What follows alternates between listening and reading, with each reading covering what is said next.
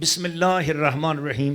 اب 7ویں پارے کی بارگاہ میں جاتے ہیں۔ ایک مرتبہ ذرا میرے ساتھ قصیدہ بردہ شریف کا شعر پڑھ لیں بلند آواز سے۔ مولا یا صلی وسلم دائما ابدا علی حبیبک خیر الخلق کلہم۔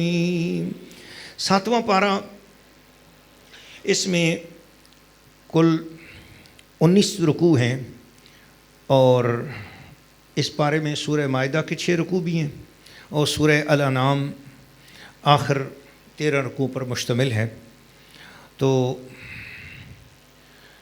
7واں پارے کا آغاز یہ ہوا کہ یہودیوں کے اندر برے لوگ ہیں، عیسائیوں میں برے ہیں اہل کتاب میں، لیکن فرمایا ان میں بعض لوگ بڑے اچھے بھی ہیں۔ جہاں کہا نا بعض لوگ بڑے اچھے بھی ہیں اہل کتاب میں، عیسائیوں میں، تو وہیں پر اللہ تعالیٰ نے ایک عیسائی بادشاہ کا ذکر کیا اور واقعہ بیان کیا۔ اسلام کی پہلی ہجرت حبشہ میں ہوئی اور وہاں حبشہ میں ایک واقعہ پیش آیا کہ کافروں کی طرف سے نمائندہ وہاں پر پہنچا اور اس نے جا کر کہا کہ اے بادشاہ، ہمارے کچھ لوگ بھاگ کر تیرے پاس آ گئے ہیں اور ان کو تو ہمارے حوالے کر۔ بہت ساری رشوت کے چیزیں بھی لے کر گیا مکہ شریف کا نمائندہ جو تھا کافروں کی طرف سے۔ تو مسلمانوں کو بلایا گیا، مسلمانوں نے اپنی طرف سے مولا علی کرم اللہ وجہ الکریم کے بھائی حضرت جعفر طیار، رسول کریم علیہ السلام کے کزن چچا زاد بھائی حضرت جعفر طیار بن ابو طالب رضی اللہ تعالیٰ عنہ کو اپنا نمائندہ بنایا۔ علی کا بھائی نمائندہ بن کے گفتگو کرنے گیا مسلمانوں کی طرف سے، اسلام کی طرف سے۔ تو وہ جو حبشہ کا بادشاہ تھا اس کا نام تھا نجاشی۔ نجاشی بادشاہ نے کہا، کون ہو تم میرے ملک میں اور کیا کرنے آئے ہو؟ اب ابو سفیان نے یا جو بھی کافروں کی طرف سے نمائندہ تھا اس نے بہت ساری رشوت دی ہوئی تھی۔ بادشاہ نے ذرا تلخ لہجے میں بات کی تو حضرت جعفر طیار کھڑے ہوئے، انہوں نے کہا اے بادشاہ، ہمارا معاشرہ وہ تھا کہ ہم بیٹیوں کو زندہ درگور کرتے تھے، بیٹیوں کی عزت نہ تھی ہمارے معاشرے میں، عورت کی عزت نہ تھی ہمارے معاشرے میں۔ عورت اگر مخصوص ایام میں کھانے کے ساتھ ہاتھ لگا دیتی ہم وہ کھانا اٹھا کے باہر پھینکتے۔ عورت کے ہاتھ کا مخصوص ایام میں نہ آٹا گوندھنے کی اجازت، نہ اسے سامنے آنے کی اجازت۔ جب تک اس کے ماہانہ ایام رہتے عورت بھوکی بھی رہتی، پیاسی بھی رہتی، کمرے میں بند رہتی، جب تک وہ نہا کے پاک ستھری نہ ہو جاتی سامنے گھر والوں کے، باپ کے، بیٹوں کے بھی سامنے نہیں آ سکتی تھی۔ عورت پر ظلم تھا۔ اول تو بچی پیدا ہوتی تو سب پیدا ہوتے ہی مار دیتے، جو خوش نصیبے سے بچ جاتی تو زندگی اس کی درندوں کی طرح تھی، ایک بے بس حیوانوں کی طرح اس کی زندگی ہوتی تھی، عورت کی کوئی عزت نہ تھی۔ ہم لوگ خود بھی وحشی تھے، چوری کرنے میں اعزاز سمجھتے تھے، ڈاکہ مارنے میں اعزاز سمجھتے تھے، قتل کرنے میں اعزاز سمجھتے تھے، ہم جوا کھیلتے تھے، ہم غلط کام کرتے تھے، ہم شرابیں پیتے تھے، ہماری نظر میں کسی انسان کی عزت نہیں تھی۔ اتنے میں ہمارے بیچ میں ایک ہستی تشریف لائی، اس کا نام ہے محمد الرسول اللہ صلی اللہ علیہ وسلم۔ اس نے آ کر ہمارے بدرائیوں کو دور کیا، بد اخلاقیوں کو دور کیا، ہمیں رشتوں کا تقدس سکھایا۔ ہمیں اس نے کہا جس عورت کو تم زندہ درگور کر رہے ہو تمہاری ماں ہے یہ۔ اس نے کہا جب ماں ہو عورت، پھر اس کے قدموں تلے اس نے بچوں کی جنت رکھ دی۔ کہا الجنت تحت اقدام الامہات، جنت ماں کے قدموں کے نیچے ہے۔ اس نے باپ کو جنت کے دروازے کی چوکھٹ قرار دے دیا۔ اس محمد نے آ کر بتایا کہ یہ عورت اگر بیٹی ہو تو رحمت ہوتی ہے، عورت اگر بہن ہو تو یہ بھائی کا بازو ہوتی ہے۔ اس نے عورت کو ہر روپ میں عزت عطا کی۔ آج ہماری نظر میں عورت کی ایک عزت ہے۔ اے بادشاہ، ہم چوری کرتے تھے، آج کے بعد اس محمد نے آ کے بتایا کہ چوری نہ کرنا۔ دوسرے کا مال کروڑوں روپے کا پڑا ہو، تیرے پاس کچھ بھی نہ ہو تو تو نے اپنے نصیب کا کہنا ہے کہ اللہ نے میرے نصیب میں ایسا کیا ہوگا، دوسرے کی دولت، دوسرے کی چیز، دوسرے کے روپے پیسے پر نظر نہ رکھنا۔ اے بادشاہ، اس نے ہماری سیرت کو سنوار دیا۔ جب ہماری سیرت سنور گئی، یہ لوگ جو تیرے پاس شکایت لے کے آئے ہیں، انہوں نے ہم پر ظلم کرنا شروع کر دیا، یہ ہمیں واپس اسی معاشرے میں لے جانا چاہتے تھے، ہم نے ان کی بات نہیں مانی، ہمیں پھر اور کوئی جگہ نظر نہیں آئی۔ اس نبی رحمت نے ہمیں وہاں سے سینکڑوں ہزاروں میل دور پیدل چل کر تیری رحمت والے ملک میں بھیج دیا، ہم تیری پناہ میں آ گئے ہیں۔ جب بادشاہ نے سنا، اس نے کہا آج کے بعد تم میرے ملک میں عزت والے ہو۔ جب عزت ان کو مل گئی تو اس کافروں کے نمائندے نے سوچا ان کے ساتھ ایک ایسی بات کرو کہ جو بادشاہ عیسائی ہے، ایسی بات کرو جس سے یہ بادشاہ ان سے نفرت کرے۔ تو پتہ تھا کہ عیسائی عیسیٰ علیہ السلام کو خدا کا بیٹا کہتے ہیں، اور مسلمان خدا کا بیٹا نہیں کہتے، مسلمان کو خدا کا بندہ کہتے ہیں۔ کہاں ہے بادشاہ؟ ان کا عیسیٰ علیہ السلام کے بارے میں بڑا گستاخانہ نظریہ ہے، یہ تو بندہ بولتے ہیں ان کو، وہ جبکہ خدا کے بیٹے ہیں۔ یہ چالاکی چلی تو بادشاہ نے کہا بولو تمہارا کیا عقیدہ ہے عیسیٰ علیہ السلام کے بارے میں۔ چنانچہ حضرت جعفر طیار نے سورہ مریم کی آیات تلاوت کی۔ کاف یا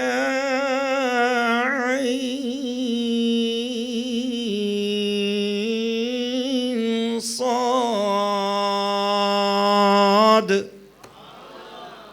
کیا وہ منظر ہوگا جب علی کا بھائی قرآن پڑھ رہا ہوگا، بس قرآن پڑھتے پڑھتے جب عیسیٰ علیہ السلام کی شان بیان کی، حضرت مریم کا واقعہ بیان کیا، عیسیٰ علیہ السلام کی شان بیان ہوئی۔ ذالک عیسی بن مریم، یہ عیسیٰ بن مریم ہیں، قول الحق الذی فیہ تمترون، صدق اللہ العظیم۔ آپ تلاوت کرتے جا رہے تھے، بادشاہ پھوٹ پھوٹ کے رو رہا تھا، درباری بھی رو رہے تھے۔ یہ منظر ادھر مدینہ شریف میں، ادھر مکہ شریف میں حضور پر قرآن نازل ہو گیا، اور 7ویں پارے کی پہلی آیت نازل ہو گئی۔ اللہ نے فرمایا وَإِذَا سَمِعُوا مَا أُنزِلَ إِلَى الرَّسُولِ، جب ان بادشاہ نجاشی نے اور درباریوں نے جب سنا اس کلام کو جو رسول پر نازل ہوا ہے، ترا اعینہم، اے نبی ذرا ان کی آنکھوں کو دیکھنا، تفید من الدمع مما عرفوا من الحق، آنکھیں برس رہی ہیں حق کو پہچاننے کی وجہ سے۔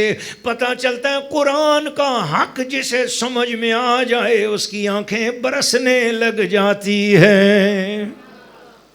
تو فرمایا عیسائی سارے برے نہیں ہیں، ایسے عیسائی بھی ہیں کہ جنوں کو ہیں عیسائی مگر اس کے باوجود جو ہے نا وہ قرآن سن کر روتے ہیں، قرآن کا ان پر اثر ہوتا ہے۔ چنانچہ حضرت نجاشی رضی اللہ تعالیٰ نے اسلام قبول کر لیا۔ پھر جب وہ وصال ہوا تو ان کا جنازہ نبی پاک علیہ السلام نے غائبانہ پڑھایا، تو اس میں ان کا ذکر مبارک ہے 7ویں پارے کے پہلے رکوع میں۔ پھر 7ویں پارے کا دوسرا رکوع جو ہے اس میں فرمایا حلال اور حرام کیا کیا ہے، اس کے بارے میں گفتگو ہوئی۔ پھر تیسرا رکوع ہے جس میں حالت احرام میں شکار کی ممانعت کی گئی اور خانہ کعبہ کا درجہ بتایا گیا کہ خانہ کعبہ کی شان کیا ہے، اس کے اندر اگر کسی نے شکار کر لیا تو پھر اس کو کیا جرمانہ کرنا پڑے گا، اور یہ اس کے اوپر کیا دم واجب آئے گا، کیا دم لازم آئے گا۔ پھر اس کے بعد رکوع نمبر 4 میں مشرکین کے حرام کردہ جانوروں کا حکم، کہ مشرکوں نے جو ہے نا یہ کہا کہ یہ وصیہ ہے، یہ حام ہے، یہ ایسا، تو اپنی طرف سے نام گھڑ کے حلال جانوروں کو حرام قرار دیا۔ فرمایا خبردار، یہ مشرک اگر کسی جانور کو حرام قرار دیں تو ان کا حرام کرنا کوئی حرام نہیں، حرام وہی ہے جسے اللہ نے حرام کیا، حلال وہی ہے جسے اللہ نے حلال کیا۔ پھر اس کے بعد اسی رکوع کے اندر وصیت کے بارے میں بھی فرمایا کہ وصیت کے بارے میں 2 معتبر گواہ ہونے چاہیے، اگر مسلمان نہ ملیں تو دوسرے بھی ہو سکتے ہیں۔ گواہ قسم اٹھا کر گواہی دے کہ ہم کسی لالچ سے جھوٹی گواہی نہیں دیں گے، اور اختلاف کی صورت میں فریقین اپنے اپنے گواہ پیش کریں گے، جو انکار کرے گا اس سے قسم لی جائے گی۔ پھر اس کے بعد 5واں رکوع شروع ہوتا ہے، اس میں حضرت عیسیٰ علیہ السلام کا ذکر کیا گیا کہ عیسیٰ علیہ السلام کے اوپر اللہ تعالیٰ کے احسانات کیا کیا ہوئے۔ ان احسانات میں سے ایک احسان یہ ہوا کہ عیسیٰ علیہ السلام، جس کی وجہ سے اس سورت کا نام سورت مائدہ ہے، وہ یہ واقعہ ہوا کہ عیسیٰ علیہ السلام، یہ 5ویں رکوع میں ہم پہنچائے نا، تو سورۃ المائدہ، وہاں پر وہ واقعہ یہ ہوا کہ ایک مرتبہ جنگل میں تھے اور ساتھ آپ کے 400 یا 500 آدمی تھا، اور وہاں کھانا نہیں تھا، کچھ چیز بھی نہیں تھی، اور بھوک لگ گئی شدت کے ساتھ۔ جب شدید بھوک لگی تو ان سب لوگوں نے مل کر کہا کہ اے عیسیٰ، آپ ہمیں جس رب سے سجدے کروا، جس رب کے حضور سجدے کروا رہے ہیں، جس رب کو منوا رہے ہیں، وہ ایک اکیلا رب، اگر آپ سچے ہو تو اس جنگل میں 500 آدمیوں کا پکا پکایا کھانا ہمیں ابھی مل جائے، تو ہم سچے دل سے آئندہ کے بعد ہمیشہ اسی رب کی عبادت کریں گے اور اس کے ساتھ کسی کو شریک نہیں ٹھہرائیں گے۔ حضرت عیسیٰ علیہ السلام نے فرمایا اس طرح کی آزمائشیں نہ کرو، یہ ٹھیک بات نہیں ہے، تم اسباب کے ذریعے ہی کھانا کھاؤ۔ انہوں نے کہا نہیں عیسیٰ علیہ السلام، اگر ہمارے لیے آپ دعا کر دیں کہ اللہ تعالیٰ سے دعا کریں کہ وہ ہمارے اوپر جو ہے نا وہ اس پکا پکایا کھانا نازل کرے، ایک ایسی ٹرے سجی ہوئی آئے جس کے اندر نمکین چیز بھی ہو، میٹھی بھی ہو، اس کے اندر روٹی بھی ہو، اور اس کے اندر سالن بھی ہو، پانی بھی ہو، اور شربت بھی ہو، ایسی چیزیں ہمیں اگر آسمان سے پکی پکائی مل جائیں تو پھر ہم ہمیشہ کے لیے جس دن یہ آئیں گی اس دن کو ہم ہمیشہ عبادت کے طور پہ یاد کیا کریں گے، عید کے طور پہ منایا کریں گے۔ انہوں نے کہا کہ حضور اللہ سے دعا کریں۔ حضرت عیسیٰ علیہ السلام نے جب دیکھا وہ رسول بھی ہیں، نبی بھی ہیں، انہوں نے دیکھا کہ قوم کے 400-500 آدمی مل کر ہی بار بار یہ بات کر رہے ہیں، چنانچہ انہوں نے دعا کی، اللہم ربنا انزل علینا مائدۃ من السماء، اے اللہ آسمان سے پکا پکایا ہمارے لیے دسترخوان نازل فرما، پکی پکائی ڈشیں ہمارے لیے نازل فرما، تکون لنا عیدا، جس دن ہمیں یہ کھانا ملے گا اس دن کو آئندہ کے بعد جب یہ دن آئے گا، چاہے کھانا ملے نہ ملے، جب وہ دن دوبارہ آیا کرے گا اس دن کو ہم عید منایا کریں گے۔ یہ عیسیٰ علیہ السلام نے دعا کی، اللہ تعالیٰ نے اس دعا کو قبول کر لیا۔ اسی وقت اللہ نے فرمایا ان سے بولو اپنی اپنی چادریں، اپنے اپنے کپڑے بچھاؤ اور ایک فاصلے پر بیٹھ جاؤ، ہر بندے کے لیے کھانا آ رہا ہے۔ تو سارے اس طرح بیٹھ گئے، تو سب سے پہلے کھانا عیسیٰ علیہ السلام کے سامنے تشریف لایا، ایسے سامنے آسمان سے اترتا ہوا ٹرے، ہر بندے کے سامنے ٹرے آ گئی اور اس کے اندر کھانا سجا ہوا تھا۔ یہ دن تھا سنڈے کا، اتوار کا، اس لیے کرسچینٹی میں آج تک جو ہے وہ سنڈے کو وہ سروس ڈے بولتے ہیں، عبادت اس دن کرتے ہیں، پرے کرتے ہیں، یہ اس دن کی یاد، وہ سنڈے تھا اس لیے سنڈے کے سنڈے وہ عبادت کرتے ہیں اپنے حساب کے مطابق، تو ان کے لیے اس کو وہ یوم عید قرار دیتے ہیں۔ ویسے سال میں وہ کہتے ہیں کہ وہ دن 25 دسمبر تھا، 25 دسمبر تھا ان کی عید، وہ اس کو بولتے ہیں، وہ کہتے ہیں 25 دسمبر تھا۔ اب بعد والے جو ہے نا عیسائی کہتے نہیں، اس دن عیسیٰ علیہ السلام کی ولادت ہوئی، لیکن حقیقت یہ ہے کہ کہتے ہیں کہ یہ جو دسترخوان نازل ہوا تھا یہ 25 دسمبر کو نازل ہوا، اس لیے 25 دسمبر کو عید مناتے ہیں وہ۔ اچھا چلو جو بھی ہوا، وہ اپنی جگہ جو بھی کہتے ہیں، لیکن ہم ایک بات کرتے ہیں، جس دن عیسائیوں کو عیسیٰ علیہ السلام کے غلاموں کو کھانا ملے اور اس دن کو وہ عید منائیں اور ساری زندگی عید منائیں، قرآن اس واقعے کو بیان کر کے یہ نہ بولے کہ وہ بدعت کر رہے ہیں، وہ شرک کر رہے ہیں۔ اللہ نے بھی قبول کر لیا کہ اے نبی جس دن تمہیں کھانا ملے اور یہ لوگ عید منائیں تو ٹھیک ہے۔ تو وہ لوگ جو اعتراض کرتے ہیں عید میلاد النبی نہ مناؤ، عید میلاد النبی کہاں ہے؟ اسلام میں تیسری عید کہاں آ گئی؟ 2 عیدیں ہیں، تو ان کو یہ دلیل قرآن سے مل گئی نا کہ جس دن بنی اسرائیل کو کھانا ملا اس دن ان کو عید منانا ملا، اور یہ ناجائز نہ ہوا، قرآن نے اس کو جائز کہا ہے۔ تو بس اپنے اپنے نصیب کی بات ہے، کسی کو کھانا ملے تو اسے عید سمجھتے ہیں، ہمیں حسین کا نانا ملے تو ہم اس کو عید کا دن سمجھتے ہیں، اس لیے ہم اس دن عید میلاد النبی مناتے ہیں۔ الحمدللہ یہ اللہ تعالیٰ کا خاص کرم ہے۔ پھر اس کے بعد اللہ تعالیٰ کا سوال قیامت کے دن حضرت عیسیٰ علیہ السلام سے ہوگا۔ یہ 6واں رکوع ہے کہ قیامت کے دن عیسیٰ علیہ السلام سے پوچھا جائے گا کہ اے عیسیٰ، کیا آپ نے عیسائیوں کو حکم دیا تھا کہ تمہیں اور تمہاری والدہ کو پوجا کے لیے معبود بنایا جائے؟ تو وہ عاجزی ان کے ساری سے عرض کرتے ہیں سبحانک کہ اللہ تو پاک ہے، کیا مجال ہے میں ایسی بات کروں جو میرے علم میں نہ ہو، تو جانتا ہے جو کچھ میرے دل میں ہے، لیکن یا اللہ جب تو نے فلما توفیتنی، قادیانیوں نے اس کا ترجمہ بڑا غلط کیا، توفیتنی کا مطلب یہ ہے کہ یا اللہ جب تو نے مجھے پورا کر لیا، اٹھا لیا، آسمان پر اٹھا لیا، زندہ کر لیا، پھر یا الہ العالمین لوگوں نے میری اور یا میری امی کی عبادت کی، تو یا اللہ میں اس سے لا علم ہوں، یا اللہ میں ان سے لا تعلق ہوں، یا الہ العالمین سچا تو ہی ہے۔ تو فرمایا دیکھ لینا قیامت والے دن عیسائیوں تمہاری اس مشرکانہ شرک کی خود عیسیٰ علیہ السلام تمہارے خلاف گواہی دے دیں گے، پھر کدھر جاؤ گے؟ قرآن سچا ہے۔ اس لیے آج جتنے بھی کرسچینٹی لوگ کلمہ پڑھ کے مسلمان ہوتے ہیں، وہ جب ان آیات کو پڑھتے ہیں تو ان کے سینے میں خوف پیدا ہو جاتا ہے اور وہ سچے دل کے ساتھ مسلمان ہو جاتے ہیں۔ اللہ تعالیٰ باقی عیسائیوں کو بھی کلمہ پڑھ کے مسلمان ہونے کی توفیق عطا فرمائے۔ یہ تھی آخری آیات سورۃ المائدہ کی۔ اس کے بعد سورہ الانعام شروع ہو جاتی ہے۔ یہ مکی صورت ہے اور اس کے اندر 165 آیات ہیں، 20 رکوع ہیں، اور اس میں اللہ تعالیٰ نے مظاہر فطرت کے حوالے سے گفتگو کی۔ اچھا، اللہ تعالیٰ کی توحید کے دلائل دو قسم کے ہیں۔ اللہ تعالیٰ کی توحید کے دلائل ہیں انفسی اور آفاقی۔ آفاقی دلائل اس کا تعلق ہے کہ جو بالکل باہر انسان کو اپنے وجود سے باہر جو کچھ دلائل نظر آئیں، روشنی، ہوا، پانی، مٹی، جانور، ستارے، چاند، سورج، ان دلائل کے ذریعے خدا کے ایک ہونے کو جان لیا جائے، اسے کہتے ہیں اللہ کی توحید پر دلائل آفاقیہ۔ اور انسان اپنے اندر غور کرے، میں بنا ہوا کس چیز سے ہوں، میری اوقات کیا ہے، اور میں کیسے مر جاتا ہوں، پھر زندہ نہیں ہو سکتا، اور پھر جو ہے نا، اور جب مر جاؤں تو پھر میرے پاس کچھ بھی نہیں ہوتا، جب زندہ ہوں کہاں میں چھوٹا سا تھا، پھر بڑا ہوا، مجھے اللہ نے عقل و شعور عطا کیا۔ تو یہ ساری اپنے وجود پر انسان غور کرے تو اسے کہتے ہیں دلائل انفسی۔ اپنی جان پر غور کر، انسان اپنے اوپر غور کر۔ سورۃ الانعام میں اللہ نے دونوں قسم کے دلائل توحید پر دیے، انسان کی اپنی جان کے حوالے سے بھی اور باہر کائنات کے حوالے سے۔ اس کو الانعام اس لیے کہا کہ اس کے اندر چوپایوں کا ذکر ہے، حلال جانوروں کا ذکر ہے، اس لیے الانعام اس کو کہتے ہیں۔ دوستان عزیز، ایک خاص بات ہے، اس کی جو پہلی 3 آیات ہیں ان کی فضیلت یہ ہے کہ اگر کوئی بندہ ان 3 آیات کو روزانہ پڑھ لے، آسمان سے اسی وقت اللہ فرشتہ بھیجتا ہے، سارا دن اس کی حفاظت ہوتی رہتی ہے، ایک بار 3 آیات کو اگر کوئی پڑھ لے۔ چنانچہ پہلے رکوع میں ذاتی باری تعالیٰ کے دلائل بھی ہیں اور مشرکوں کی ہٹ درمی کا ذکر بھی ہے، اور دوسرے رکوع میں فرمایا ہر چیز کا خالق و مالک اللہ ہے۔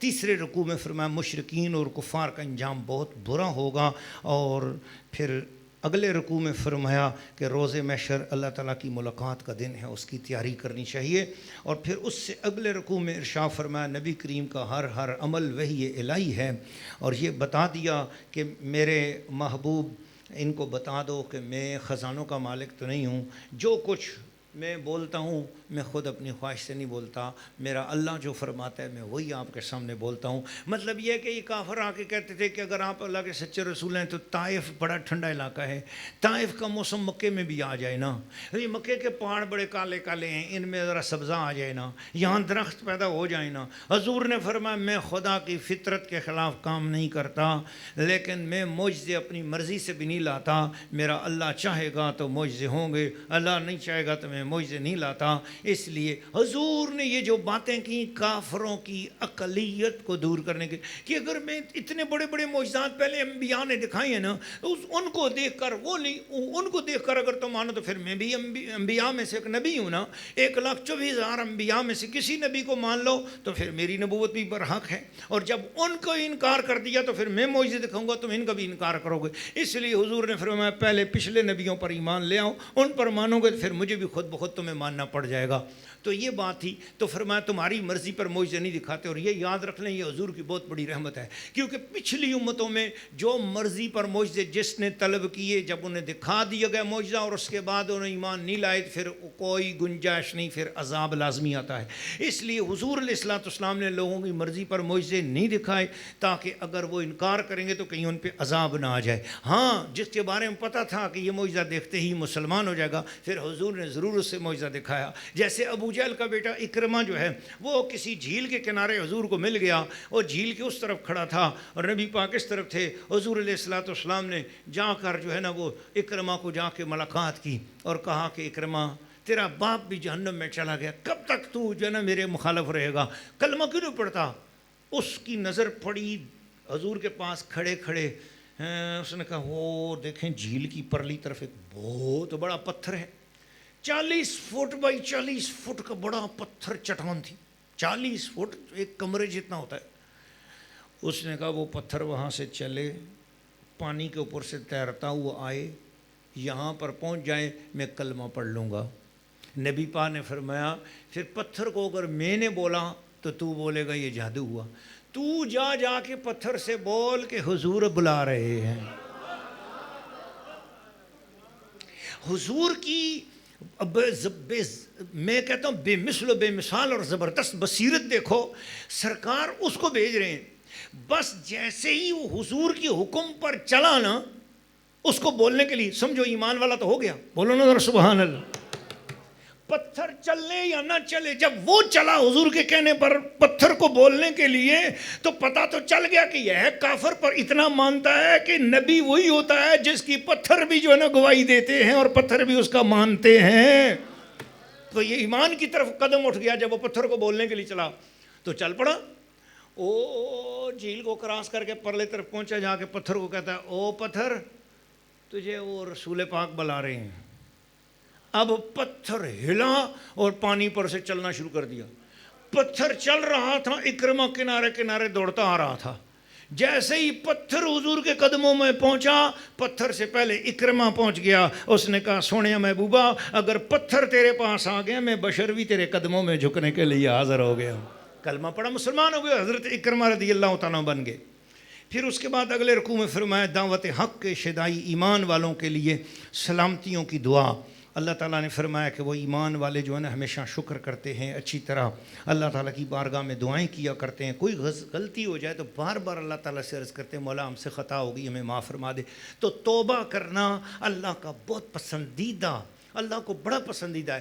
حتیٰ کہ حضور صلی اللہ علیہ وسلم وہ ہیں جن کے صدقے ساری کائنات کو معافیاں عطا ہوں گی, ساری کائنات بخشی جائے گی. حضور نے فرمایا انی لاستغفر اللہ فی یوم 70 مرہ او 100 مرہ, فرمایا میں خود روزانہ 70 مرتبہ اللہ تعالیٰ کے حضور استغفار کرتا ہوں یا 100 مرتبہ استغفار کرتا ہوں. اے ایمان والو کبھی توبہ اور استغفار کرتے ہوئے بندے کا مذاق بھی نہ اڑانا کہ پتہ نہیں اس سے کیا گناہ ہو گئی, یہ بار بار اللہ سے معافی مانگ رہا ہے, ایسی بات نہ کرنا. حضرت جنید بغدادی فرماتے ہیں کہ میں تہجد پڑھتا تھا اور ہر روز تہجد میں حضور کی زیارت ہوتی تھی. ایک بار یہ ہوا کہ 6 مہینے تک کے لیے نہ تہجد ملی نہ حضور کی زیارت ہوئی. بہت پریشان ہوا. آخر میں نے نفل پڑھے, استغفار کیے اور صدقے خیرات کیے کہ مجھ سے کیا غلطی ہو گئی. آخر 6 مہینے بعد میری منتیں ترلیں سمجھتے کی, کئی قرآن مجید پڑھ کے ختم کیے. تو ایک دن حضور کی 6 مہینے بعد زیارت ہوئی. میں نے کہا آقا مجھ سے کیا غلطی ہوئی؟ حضور نے فرمایا جنید تو مسجد میں گیا تھا, ایک بندہ رو رو کے کہہ رہا تھا اللہ مجھے معاف کر دے.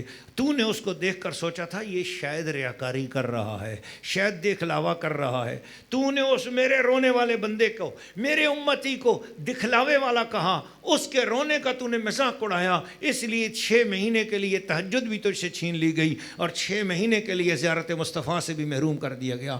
ہاں کسی بندے کو حقیر نہ سمجھو. اللہ کا کوئی بندہ استغفار کر رہا ہو تو اس کو تحقیر کی نظر سے مت دیکھنا, عورت ہو یا مرد. یہ فلانی تو ایسی تھی. اب میری مائیں بہنیں بیٹیاں بیٹھی نا, میں ان کے لیے بھی 2-4 جملے بول دوں. عورتیں بھی عورتوں کو فلانی پہلے تو ایسے کام کرتی تھی, اب بڑی آ گئی نمازن, اب آ گئی بڑی حاجن, اب عمرے کرنے چلی ہے, اب یہ کرنے چلی ہے, اب ہمیں نصیحتیں کرتی ہے. خبردار عورتوں کسی دوسری عورت کو نیک ہوتے ہوئے دیکھ کر اس کا مذاق مت اڑانا. مذاق مت اڑانا. یہ نہ ہو کہ تمہاری ساری نیکیاں چھین کر اللہ اس کو دے دے, اس کے سارے گناہ اٹھا کر کہیں تمہیں نہ دے دے. اس لیے ڈرو, اللہ تعالیٰ کی بارگاہ میں کبھی مذاق نہیں کرنا کسی بھی ایمان والے کا, اور کسی بھی گناہگار کا مذاق نہ اڑاؤ. جو رو رہا ہے اس کو رونے دو اور اس کے رونے میں مدد کرو. یا اللہ میں بھی استغفار کرتا ہوں, اللہ اس کو بھی معاف کر دے اور مجھے بھی معاف فرما دے. اللہ ہم سب کے گناہوں کو معاف فرمائے. اللہ نے اس کے بعد اگلے 13ویں رکوع میں فرمایا اللہ کے علم کی وسعت کتنی بڑی ہے. پھر اللہ نے اپنی شان بیان فرمائی کہ خشکی اور تری میں جو کچھ ہے اسے جانتا ہے. درختوں کا کوئی پتا ہلتا ہے تو اللہ اس کو بھی جانتا ہے. زمین کے اندھیروں میں کوئی چیز ہے تو اسے بھی جانتا ہے. خشک و تر جو کچھ بھی ہے لا رطب ولا یابس الا فی کتاب مبین، اللہ نے اسے لکھا ہوا ہے. فرمایا یاد رکھو کہ اللہ تعالیٰ کا علم بہت بڑا وسیع ہے.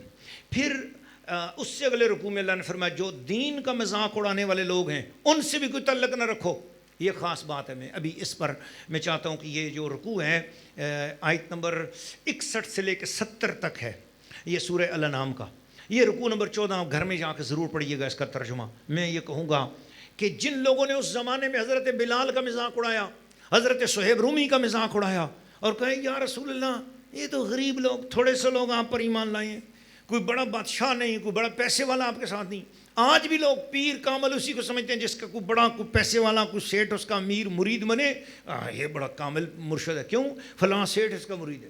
غریبوں سے لوگ مذاق اڑاتے ہیں، غریبوں کی عزت نہیں کرتے. اگر کسی پیر کے ساتھ، کسی بزرگ کے ساتھ، کسی عالم دین کے ساتھ غریب لوگ ہوں یا کسی گاؤں دیہات کا پیر ہو، لوگ اس کی عزت نہیں کرتے. آج ہم لوگ گلیمر پسند ہو گئے مسلمان اور پھر مذاق اڑاتے ہیں. آپ کی انٹرنیٹ میں، آپ کی ویب سائٹ میں، آپ کے واٹس ایپ میں، آپ کے فیس بک میں، آپ کے ٹویٹر میں، جس ٹویٹر میں، جس سوشل میڈیا کی جس سائٹ میں اگر کسی مولوی صاحب کا مذاق اڑایا گیا، کسی کی داڑھی کا مذاق اڑائے گا، کسی کی جانماز کا مذاق اڑائے گا، کسی کی مسجد کا مذاق اڑائے گا، مولوی صاحب کی تقریر کی طرز کا مذاق اڑائے گا، یاد رکھنا تمہارے سارے اعمال ضائع ہو جائیں گے. جتنی زندگی کی نیکیاں کی ہیں ضائع ہو جائیں گی. مولوی وہ چیز نہیں ہے جس کے ساتھ تم مذاق اڑاؤ. دین والے لوگوں کا مذاق مت اڑاؤ. یہ قرآن مجید فرقان حمید ہے، 14واں رکوع ہے، سورہ الانعام ہے، آیت نمبر 61 سے 70 تک کا مضمون پڑھ کے دیکھ لو، آپ کو سمجھ آ جائے گی. اس زمانے میں مصطفیٰ کے غریبوں کا مذاق اللہ نے فرمایا میں لوگوں کا ایمان ہی قبول نہیں کرتا. بلکہ مدینہ شریف کا ایک واقعہ وہ آگے چل کر میں سورۃ کہف میں سناؤں گا آپ کو، لیکن یہاں تھوڑا سا اشارہ کر دیتا ہوں. صحابہ کرام غریب تھے، نہانے کے لیے انتظامات تو تھے نہیں نا. 15 دن بعد، مہینے بعد پانی ملتا تو وہ غسل کرتے، لیکن وہ سارا دن قرآن مجید پڑھتے تھے. پاک صاف تھے لیکن پسینے کی بو آتی تھی ان کے کپڑوں سے، دوسرا کوئی کپڑا نہیں تھا. اس زمانے میں مسلمان جب جمع ہوتے مسجد نبی میں تو ان کے پسینے کی خوشبو سے مسجد نبی کی فضا معطر ہوتی. تو وہ 2-3 مرتبہ بڑے بڑے سردار آئے حضور کی شان سن کر، لیکن جیسے مسجد نبی میں آئے تو ناک پہ ہاتھ رکھ لیا کہ یہ پسینے کی بو آ رہی ہے. پھر وہاں سے جا کے اپنے سیکٹریوں کے ذریعے حضور کو پیغام بھیجا، ہم آتے آپ کے پاس بیٹھ کے قرآن سننا چاہ رہے ہیں، ایمان لانا چاہ رہے ہیں، لیکن یہ جو غریب لوگ آپ کے پاس بیٹھے ہوئے ہیں جن کے کپڑوں سے پسینے کی بو آ رہی ہے ان کو ہٹا دیں.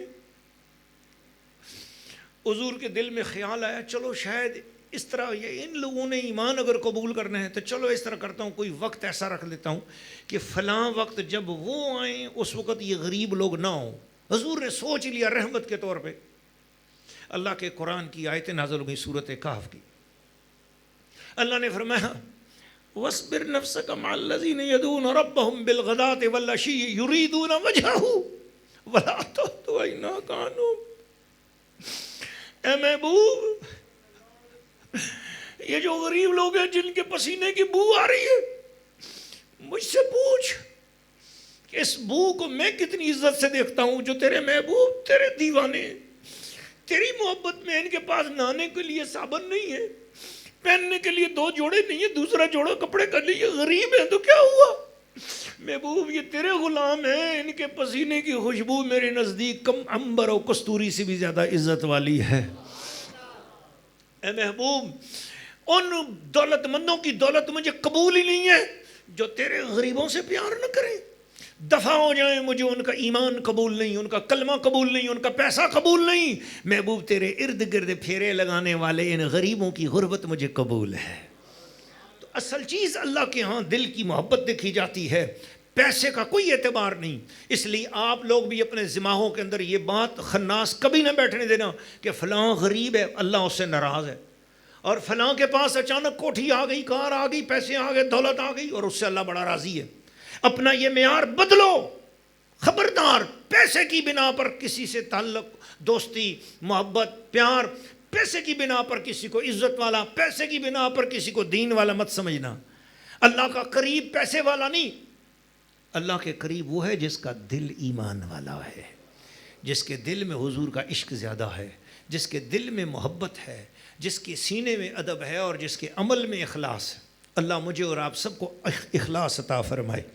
پھر اس کے بعد آیت نمبر 71 سے 82 تک کا رکوع ہے حضرت ابراہیم علیہ السلام کے دعوت توحید کا نرالا انداز، کہ انہوں نے جب ستارے دیکھے تو فرمایا ھذا ربی فلما فرد، جب وہ غروب ہو گئے تو فرمایا انی لا احب الافلین، مجھے تو غروب ہونے والا خدا پسند ہی نہیں۔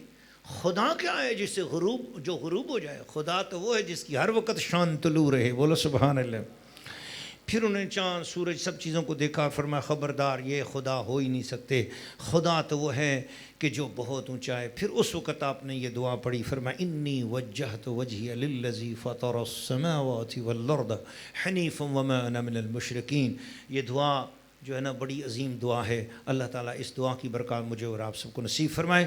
پھر اس کے بعد اگلا رکوع شروع ہوتا ہے آیت نمبر 90 سے لے کر آیت نمبر 83 سے لے کر 90 تک کا، آیت نمبر 83 اور 90۔ یہاں اللہ نے ان 83 سے لے کر 90 تک تقریباً 8 آیات بنتی ہیں۔ آیت نمبر 83، 84، 85، 86، 87، 88، 89، 90، 8 آیتیں۔ ان 8 آیتوں میں اللہ نے 18 انبیاء کے نام مبارک لیے ہیں۔